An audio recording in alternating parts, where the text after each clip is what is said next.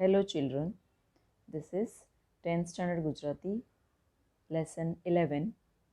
It's a poem દીવાન ખાનામાં. દીવાન ખાનું એટલે living room. એના કવયત્રી છે પન્ના નાયક. A poem, page 58 in your textbook. Please open your textbook. આપણે જોઈએ કવયત્રી પન્ના નાયક એમનો પરિચય. પન્ના ધીરજલાલ નાયક, એમનું વતન સુરત છે. હાલ તેઓ અમેરિકામાં વસે છે. પ્રવેશ ફિલાડેલ્ફિયા, નિસ્બત અરસપરસ, ચેરી બ્લોઝમ અને ફ્લેમિંગો વગેરે તેમના કાવ્ય સંગ્રહ છે. રંગ ઝરૂખે એ એમનો 11 દીર્ઘ કાવ્યનો સંગ્રહ છે. વિદેશીની ગ્રંથમાં તેમની તમામ કવિતા સંગ્રહિત છે. નારી સંવેદનાની અભિવ્યક્તિ એ તેમની ખાસ ઓળખ છે. ઇન ધીસ પોએમ ચિલ્ડ્રન, ભૌતિક સમૃદ્ધિની વચ્ચે એકલતાની વ્યથા રજૂ કરી છે. ફિઝિકલ પ્રોસ્પરિટી, ભૌતિક સમૃદ્ધિ એટલે physical પ્રોસ્પરિટી. I told you Dewan ખાનું living room એટલે ડ્રોઈંગ રૂમ આપણું.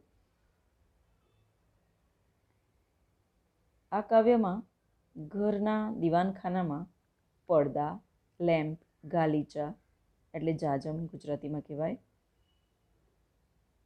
સોફા વગેરે સરસ ગોઠવી દીધા છે.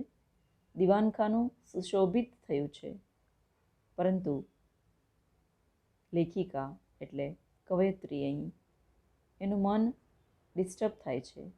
તે પોતાની જાતને પૂછે છે કે આ બધામાં હું મારી જાતને ક્યાં ગોઠવું? ભૌતિક સાધનો તમને સગવડ આપી શકે છે, શાંતિ નહીં આપી શકે. એવી સંવેદનશીલ એટલે એવી ફિલિંગ વ્યક્તિ એકલતાનું દુઃખ અનુભવે છે. એટલે ઘરની અંદર આપણે બધું સોફા, કાર્પેટ, લેમ્પ, ગાલીચા, પડદા આ બધું સજાવી દઈએ, પરંતુ એની અંદર પોતાનું સ્થાન ક્યાં? એક નારી વિશે કવયત્રી વાત કરે છે કે નારીનું સ્થાન ક્યાં? અમેરિકામાં વસતા કવયત્રી આધુનિક માણસની, I am reading from page 58, second paragraph from introduction. એકલતા અને નારીનું સંવેદન આ લખ્યું છે. Underline children. આજે સંબંધો વચ્ચેનું અંતર વધતું જાય છે. ઘરના દીવાનખાનામાં પડદા, લેમ્પ, ગાલીચા, સોફા જે આપણા બધાના ઘરમાં હોય છે એ જ બધું સરસ રીતે ગોઠવી દીધું છે. એથી દીવાનખાનું સુશોભિત થઈ ગયું છે.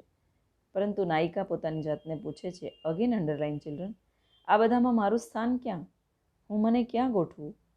તે પોતાનું કેન્દ્ર શોધી શકતી નથી.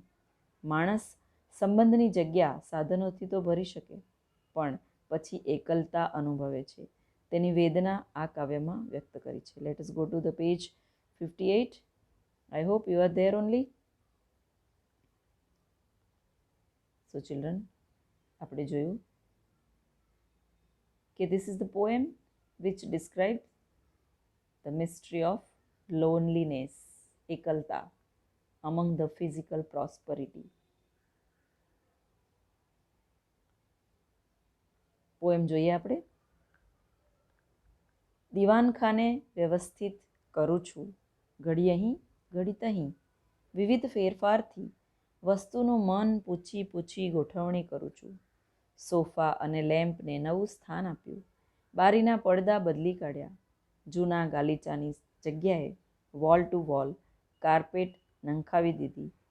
સુશોભને પ્રસન્ન થાય છે દીવાનખાનું. કે વસ્તુઓ આપણે આપણી રીતે સજાવટમાં ફેરફાર કરતા રહીએ છીએ. જનરલી આપણા ઘરના હોલની અંદર કે ઘડીકમાં સોફાને આ ડાયરેક્શનમાં મૂકીએ, બીજા ડાયરેક્શનમાં મૂકીએ, લાઈક દેટ. કે I am making the drawing room well arranged by changing the things here and there very often. માણસ સહજ સ્વભાવ છે કે એ અને બદલાવ એ પ્રકૃતિનો નિયમ છે.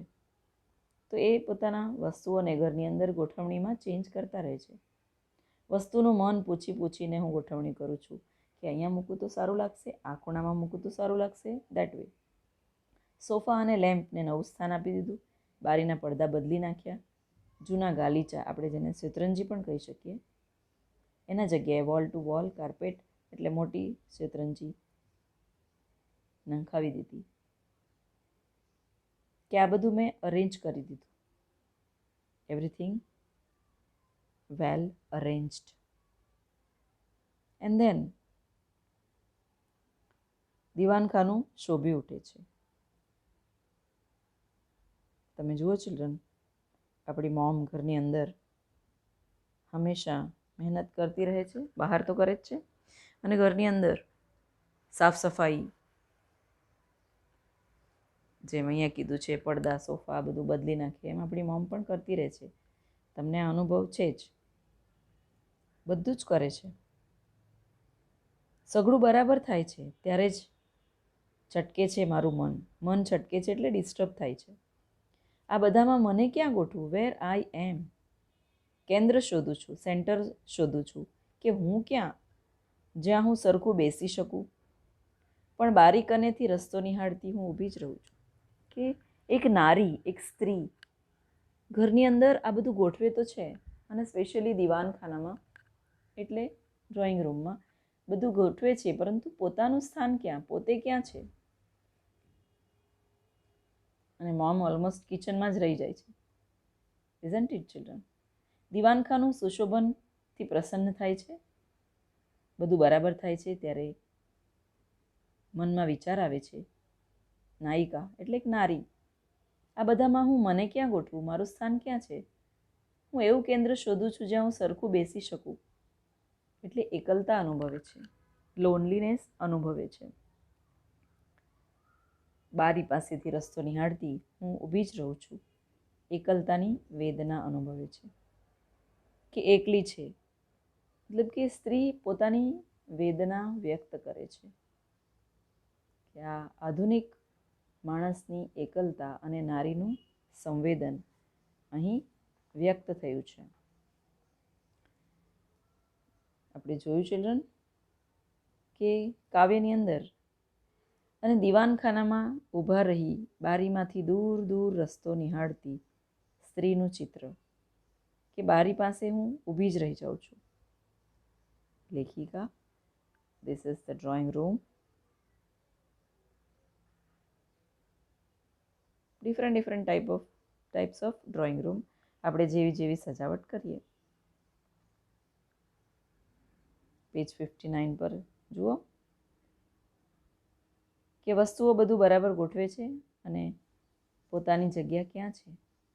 સુશોભનથી દીવાનખાનું શોભી ઉઠે છે. આ બધા ક્વેશ્ચનના આન્સર તમે લખજો ચિલ્ડ્રન.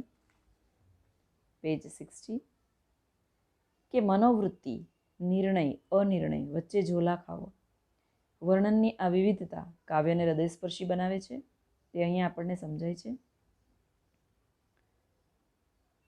કે વસ્તુનું મન પૂછી પૂછીને ગોઠવણી કરે છે. વસ્તુને તો ચોઈસ મળે છે, પસંદગી મળે છે, પણ મને નથી મળતી. એટલે કે એક નારીને મળતી નથી, અને નારીની વેદના કોઈ સમજી શકતું નથી. મને નથી મળતી.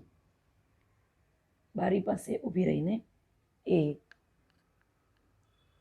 રાહ જુએ છે. કોની? હસબન્ડની, દીકરાની, દીકરીની. બસ હંમેશા બધાની સેવા, બધાનું ભલું, પરિવારનું ભલું કરવું, સેવા કરવી, એમાં જ સ્ત્રીઓ બિઝી હોય છે. કે આ દીવાનખાનું આટલું સરસ સજાવ્યું, પણ પોતાને બેસવાનો એમાં ટાઈમ નથી.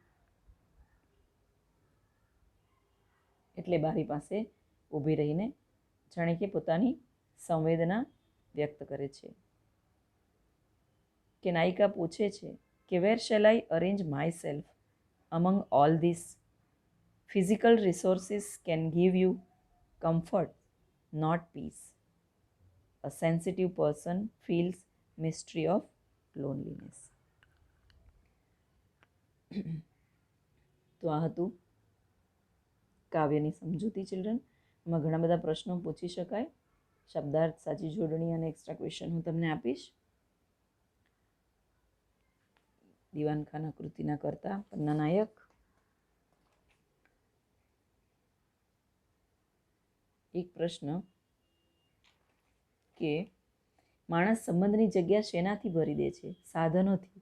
અને સંબંધો વચ્ચેનું અંતર વધતું જાય છે. સાધનોથી માણસ સંબંધની જગ્યા, રિલેશનની જગ્યા ભરી દે છે, પરંતુ એના વચ્ચેનું અંતર વધતું જાય છે. આ કાવ્યમાં નાયિકા કેવી વેદના વ્યક્ત કરે છે? તો આ કાવ્યમાં એ વેદના વ્યક્ત કરે છે કે વસ્તુનું મન પૂછી પૂછી ગોઠવણી કરું છું, વસ્તુને પસંદગી મળે છે પરંતુ મને નથી મળતી, એવી વેદના વ્યક્ત કરે છે. You can see one lady, one સ્ત્રી standing near the window and જોઈ છે, રાહ જોતી બેઠી છે કે હજી એને જિંદગીમાં બધાની રાહ જોવાની છે, એમ કે ત્યાં બારી પાસે પોતે ગોઠવાઈને ઊભી રહે છે અને મેં આગળ કીધું તેમ પતિની, બાળકોની રાહ જોતી ઊભી હોય છે. ઘરની અંદર રસોઈ બનાવીને રેડી રાખે છે. આ બધું સિસ્ટમેટિક ઘરમાં ગોઠવણી કરે છે અને એને ગમે છે, પરંતુ એમાં પોતાનું સ્થાન એ શોધી શકતી નથી. એટલે કહેવાનો મતલબ કે ફિઝિકલ પ્રોસ્પરિટી મળે છે, પરંતુ પોતાના ફિલિંગને કોઈ સમજી શકતું નથી. પોતે એકલતાની વેદના અનુભવે છે. So my dear children, I hope you understood the poem. Thank you. God bless you.